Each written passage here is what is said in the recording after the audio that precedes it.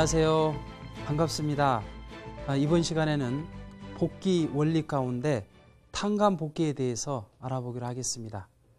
하나님의 창조는 아무렇게나 하시는 것이 아니라 설계도대로 하셨습니다. 그 설계도가 무엇이냐? 바로 창조 원리인 것입니다. 창조 원리에 의하면 창세기 2장 17절의 말씀처럼 하나님의 말씀을 절대적으로 믿고 인간이 지킴으로써 창세기 1장 28절처럼 인간의 책임 분담을 통해서 3대 축복을 완성하게 될 때 아담과 해와는 인류의 참 부모가 되어서 선의 자녀를 낳아서 지상천국, 천상천국을 이루었을 것입니다. 그런데 아담 해와가 타락함으로써 사탄을 중심하고 악의 부모가 됨으로써 악의 자녀를 낳아 지상지옥, 천상지옥을 만들어 놓게 되었던 것입니다. 따라서 이러한 인간을 복귀하는 데 있어서도 아무렇게나 하시는 것이 아니라 원리대로 하시는 것입니다. 곧 복귀 원리의 첫 번째 공식이 무엇이냐? 그것이 바로 탕감 복귀인 것입니다. 다시 말해 아담과 해와가 책임 분담을 못했던 것을 탕감함으로써 복귀하는 그 공식이 탕감 복귀가 되겠습니다. 그러면 탕감 복귀에 대해서 좀 더 자세하게 알아보기로 하겠습니다. 원래 인간이 타락하지 않고 완성이 되었더라면 하나님과 심정일체를 이루어서 하나님만을 대하는 선의 인간이 되었을 것입니다. 그런데 아담 해와가 타락함으로써 창조주 하나님도 대할 수 있고 또 혈연 관계를 맺은 사탄도 대할 수 있는 그 중간 입장에 처하게 되었던 것입니다.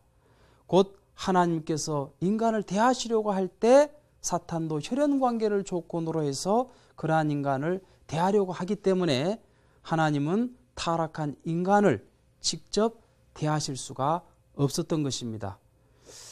곧 하나님께서는 이 선과 악을 분립한 그 터 위에 인간을 대하실 수가 있었던 것입니다. 이렇게 타락한 인간이 선한 조건을 세우게 될 때는 하나님 편에 서고 그리고 악한 조건을 세울 때는 사탄 편에 설 수 있게 되었던 것이죠. 그러면 탕감복귀란 무엇을 의미하는 것일까요? 본연의 위치와 상태를 상실하게 되었을 때 다시 그 원래의 상태로 돌아가기 위해서는 어떠한 조건을 세워야 되는 것입니다. 이렇게 조건을 세우는 것을 탕감이라고 하는 것입니다. 예를 들어본다면 건강이나 취기를 상실하게 되었을 때 원래 그 상태로 복귀하기 위해서는 어느 만큼의 노력이나 또 운동을 통해서 그 조건을 세우지 않으면 아니 되는 것입니다. 사랑하던 두 사람이 미워하는 사이가 되었을 때 원래 사랑하는 입장으로 복귀되기 위해서는 사과라든지 화해 등의 조건을 세우지 않으면 아니 되는 것입니다.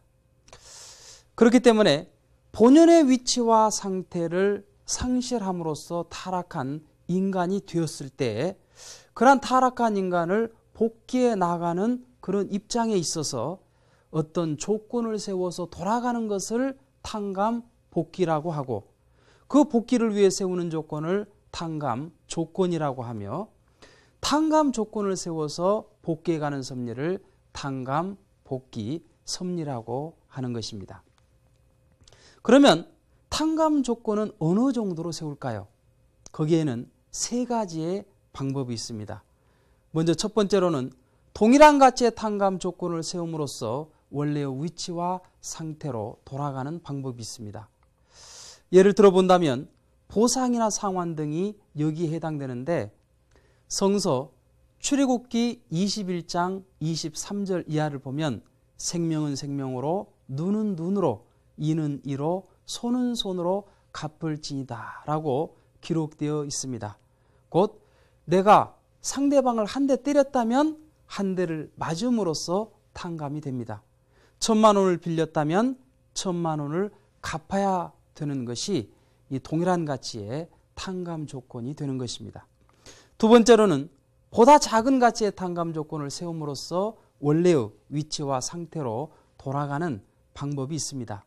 예를 들어본다면 우리 인간이 세례를 받았다고 하는 지극히 작은 조건을 세움으로써 그 중생한 그 입장에 서게 되는 것입니다. 성만찬에 참여함으로써 예수님의 성체를 먹었다고 하는 그 입장에 서는 것도 여기에 해당합니다. 십자가의 대속을 믿었다고 하는 지극히 작은 조건을 세움으로써 영적인 구원의 혜택을 받는 것 등이 바로 여기에 해당되는 것입니다. 이렇게 우리 인간이 보다 작은 가치의 탕감 조건을 세울 수 있는 그 입장에 설 수 있게 되는 것은 지금까지 복귀 섭리 역사를 담당했던 그 중심 인물들의 수고와 공적 위에 우리가 시대적인 혜택을 받음으로 말미암아 서게 될 때 우리는 작은 조건을 통해서 원래의 위치와 상태로 돌아갈 수 있게 되는 것입니다. 그리고 세 번째로는 보다 큰 가치의 탕감 조건을 세우는 방법이 있습니다. 이것은 원래 세워야 될 그 탕감 조건을 세우지 못하고 실수하게 되었을 때 자기가 세워야 되는 본래의 조건과 그리고 실수한 대가가 더불어서 더 큰 가치를 치러야 되기 때문에 이렇게 보다 큰 가치의 탕감 조건이 필요하게 되는 것입니다. 예를 들어본다면 아브라함이 비둘기 헌재에 실수하였을 때 창세기 22장 2절처럼 그 이삭을 번제로 드려야 하는 보다 큰 탕감 조건이 필요했던 것입니다.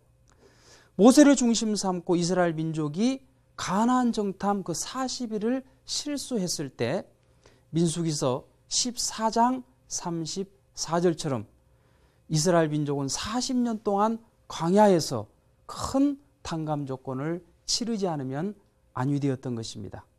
따라서 오늘날 우리들의 삶은 조상들과도 연결되어 있고 그리고 우리 후손들과도 연결되어 있는 것입니다. 오늘 우리가 어떠한 삶을 사느냐에 따라서 우리 후손들은 보다 작은 가치의 탕감 조건을 세워서 본래의 입장으로 나갈 수도 있고 그렇지 않으면 우리의 책임을 다하지 못함으로 우리 후손들은 보다 큰 가치의 탕감 조건을 세움으로써 보다 어렵고 또 고달픈 인생을 살아갈 수도 있다는 것입니다. 그러면 탕감 조건을 세우는 방법은 무엇일까요? 본인의 위치와 상태를 상실하게 되었을 때 다시 그 복귀하기 위해서는 그 본연의 위치와 상태를 상실한 것과 반대의 경로를 취하는 탕감 조건을 세우지 않으면 아니 되는 것입니다. 예를 들어본다면 이스라엘 민족이 예수님을 미워하고 십자가에 내주었기 때문에 그 이스라엘 민족들은 벌을 받게 되었습니다. 따라서 원래의 상태로 복귀되기 위해서는 예수님을 사랑하고 그리고 예수님 대신에 십자가를 지지 않으면 아니 되는 것입니다.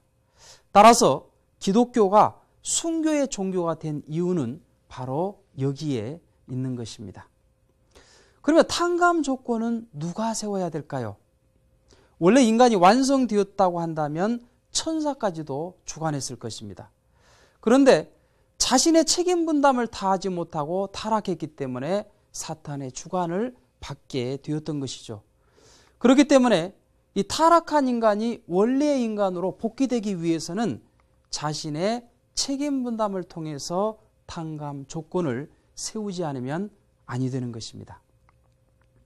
그렇기 때문에 나는 복귀 섭리 역사의 결실체인 것입니다. 따라서 나는 이 역사가 요구하는 목적을 이루어야 할 나인 것입니다. 나는 이 지상에 우연히 태어났다가 그냥 없어져 버리는 그런 존재가 아닌 것입니다. 그러므로 나는 이 역사의 뜻 가운데 서야 하며 하나님의 심정과 뜻을 지닌 그 사명을 가진 그 내가 되지 않으면 아니 되는 것입니다. 그렇기 때문에 지상에 살면서 하나님의 뜻을 이루기 위한 복귀 섭리의 결실체로서의 내가 된다면 우리는 더욱 가치 있는 삶, 뜻깊은 삶, 행복한 삶을 살아갈 수 있는 것입니다. 그러면 다음 시간에는 복귀 원리의 또 하나의 공식은 메시아를 통해서 창조 본연의 모습으로 돌아갈 수 있다는 것인데, 그 메시아를 받기 위해 우리는 무엇을 해야 하는지를 알아보도록 하겠습니다. 감사합니다.